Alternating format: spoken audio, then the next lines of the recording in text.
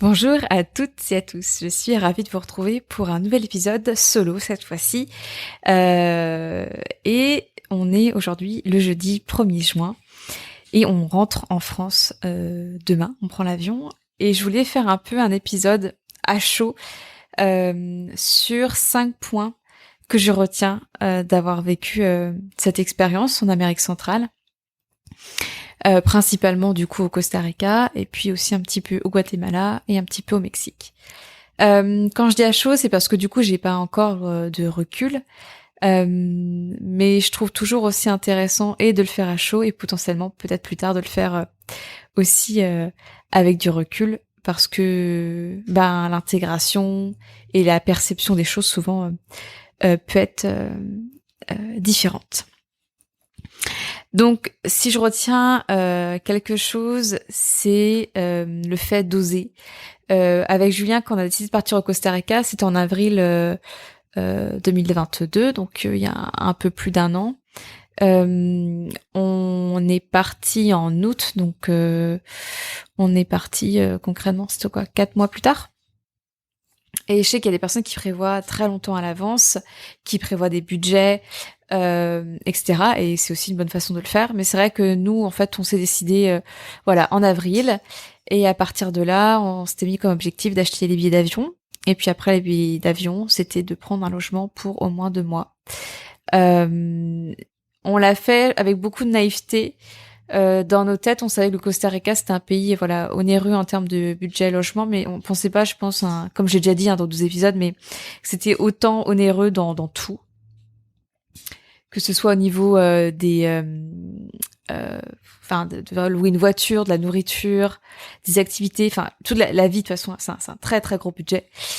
Et je pense que c'est bien qu'on le sache pas ou qu'on l'ait pas réalisé vraiment avant, parce que sinon, je pense que ça aurait été un élément qui aurait fait qu'on serait pas allé jusqu'au bout. Je pense que la naïveté a aussi ses atouts et en tout cas ça l'a été là pour nous cette fois-ci. Je dis aussi d'oser au-delà des finances et c'est très confortable d'avoir des longueurs d'avance, d'avoir un budget, de savoir que on a des économies pour tant de mois. Mais aussi, parfois, c'est une excuse qu'on se donne. Par exemple, quand j'aurai 10 000 euros sur compte bancaire, je pourrais vivre ça, ou je pourrais me lancer dans un. Pourquoi pas? Mais nous, on a mis en gros nos économies dans et les billets d'avion et le logement. Il y avait un vrai engagement aussi de notre part, du coup, parce que on a tout mis dedans. Et puis en fait voilà, et au final la vie montre que 10 mois et demi plus tard, on a réussi à financer tous nos loyers, on a réussi à financer cette vie, on a réussi à se nourrir très correctement, enfin même plus correctement, très bien. Et on a toujours trouvé des moyens en fait pour financer ça. Donc parfois aussi de sauter et de vivre les choses. Et voilà. Comme je crois que c'est dans Indiana Jones où il dit je crois qu'il y a une sorte de gouffre, en gros, faire le premier pas et le pont apparaîtra. J'y crois beaucoup, j'ai une gigantesque confiance en la vie et en tout cas d'expérience et non pas que pour cette aventure en Amérique centrale, ça fonctionne. Encore une fois, comme j'ai dit, d'avoir un budget, d'avoir une trésorerie d'avance, etc. C'est hyper confort aussi et je comprends tout à fait. Et même pour des projets futurs avec Julien, dans différents pays, on sait que là, typiquement, ce sera une autre organisation financière, puisque ce seront des pays avec un coût encore supérieur. Je pense notamment à l'Australie ou à la Nouvelle-Zélande, où là, on est quand même sur des budgets qui sont autres. Ce que je retiens aussi, c'est il y a le mot amour qui sort, mais parce qu'en fait, donc Julien et moi, ça fait maintenant plus de 2 ans qu'on est ensemble. On a commencé à vivre ensemble à partir de décembre 2022. Et du coup, après, Julien était dans un emploi où en fait, il avait une partie de la semaine qui était à Paris et une autre partie qui était on était ensemble. Donc c'est vrai que au final, même en vivant ensemble, on ne vivait pas constamment ensemble. Et là, du coup, avec cette vie à l'étranger, en tant que 2 entrepreneurs digital nomades qui résident dans un bâtiment, on a vécu 7 jours sur 7, 24 heures sur 24. Et et on s'aime toujours. Je vais dire toujours autant, mais j'ai envie de dire même plus, parce que on apprend à vivre ensemble. Alors c'est pas forcément confort non plus tous les jours, euh, mais euh, mais voilà, on sait qu'on peut vivre ensemble. Moi, je sais que très vite, je suis comment dire, pas à l'aise avec des personnes, euh, comment dire, à cohabiter.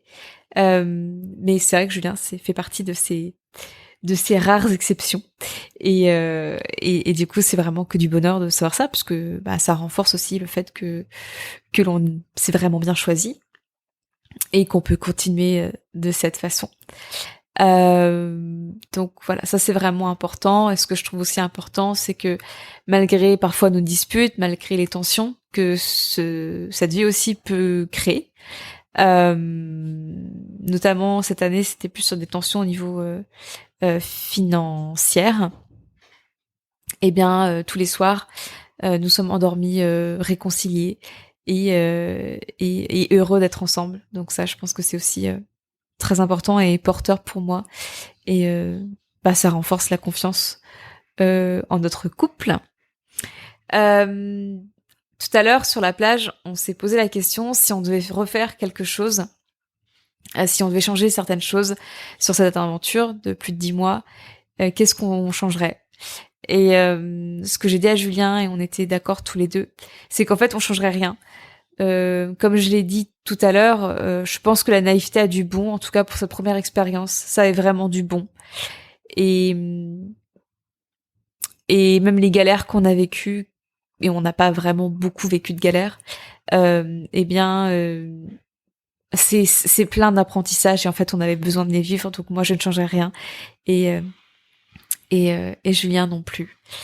Il y a aussi l'aspect sécurité. Je sais que pour beaucoup, et je sais que, enfin moi aussi, hein, j'avais ces notions-là, que l'Amérique centrale et l'Amérique du Sud, c'est vrai qu'il y a quand même parfois cette peur. Euh, et puis je pense que les médias n'aident pas. Et puis je pense qu'il y a un imaginaire collectif autour aussi de tous ces pays-là, avec en plus bah, tout ce qu'on peut entendre autour de la drogue.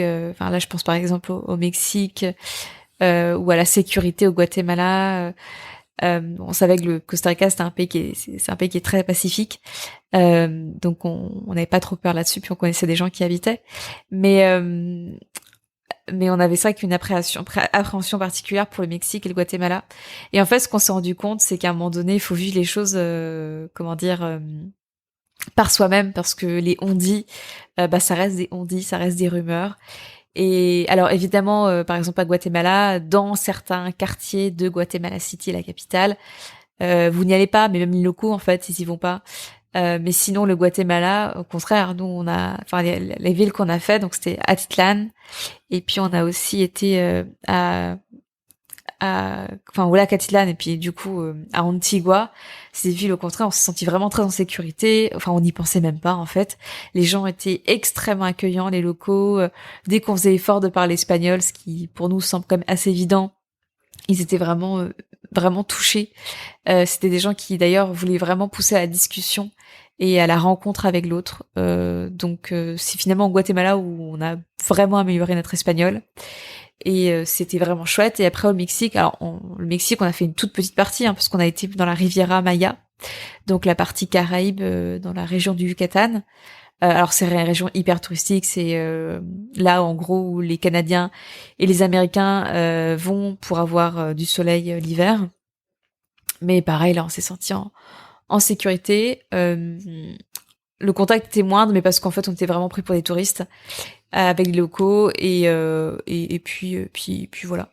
Mais en tout cas le Guatemala, on s'est senti hyper en sécurité et au Mexique, enfin voilà, ça allait carrément. Donc je pense que c'est important aussi de le dire et encore une fois d'expérimenter et pas de rester bloqué sur des on-dit. Et sinon, moi ce que j'ai envie de finir aussi en cinquième point que je retiens, c'est c'est vraiment le fait que j'aime profondément ce que c'est que la vie d'expatrié. C'est beaucoup de rencontres avec d'autres personnes. Et souvent on disait ça avec nos voisins parce qu'on est du coup on est sur une propriété où il y a 5 maisons dessus. Et on a une piscine en commun. Et c'est vrai que soit en fait on pourrait choisir de rester chez soi et en fait de pas parler avec les autres. Et sûrement en fait en France ou en Europe ça se passerait un petit peu comme ça, où chacun resterait chez soi ou dirait juste bonjour mais rentrerait vite chez lui. Et c'est ce qu'on s'est dit, c'est qu'en fait du coup le contact est très simple entre expatriés parce que on a cette chose en commun en tout cas, c'est d'être au Costa Rica au même instant. Et on a toujours des parcours de vie qui sont très riches. Alors, je sais, chaque personne qui existe sur cette planète a un parcours qui est intéressant. Mais c'est vrai que quand on est entre expatriés, ou en tout cas quand on vit à l'étranger, et ben on est vraiment beaucoup plus poussé à aller vers l'autre, à comprendre pourquoi l'autre est aussi notre voisin à ce moment-là.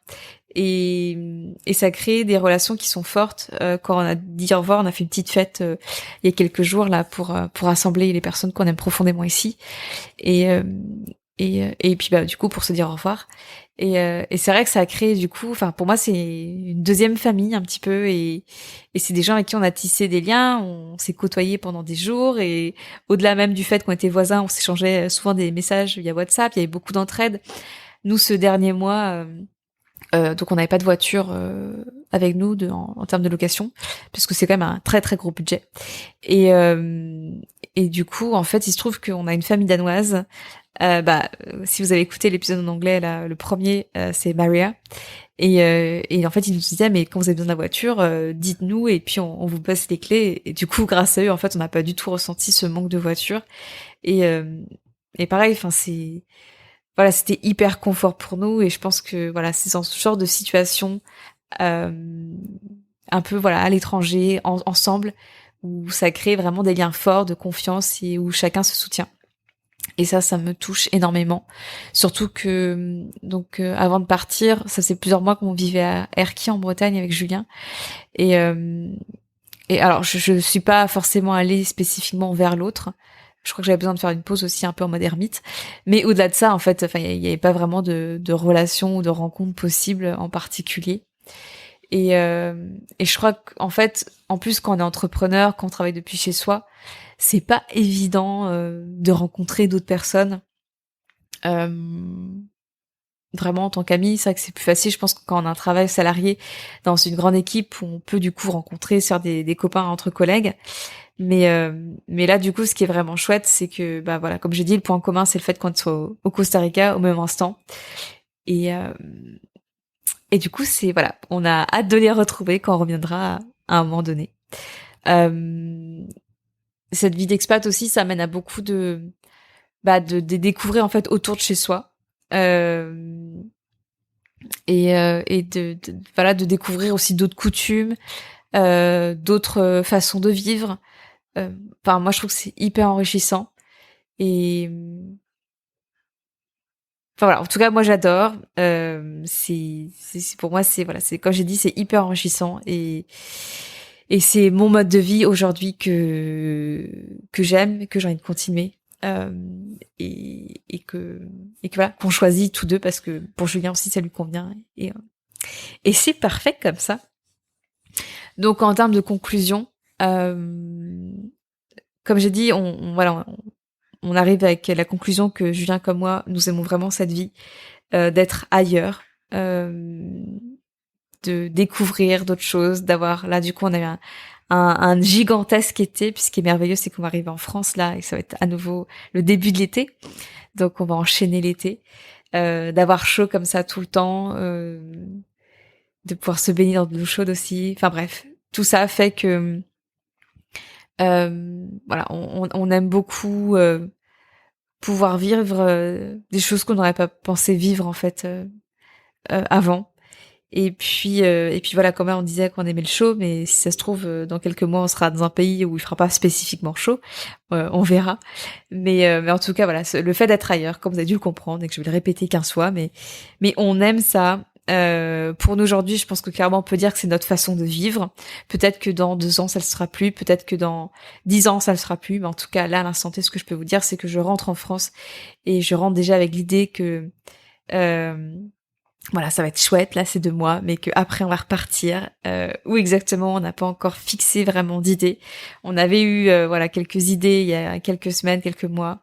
Finalement, peut-être que ça va changer. On va voir en fonction de ce vers quoi on va être appelé et guidé pour la suite. Mais ouais, c'est notre façon de vivre. On aime ça et vivement la prochaine aventure.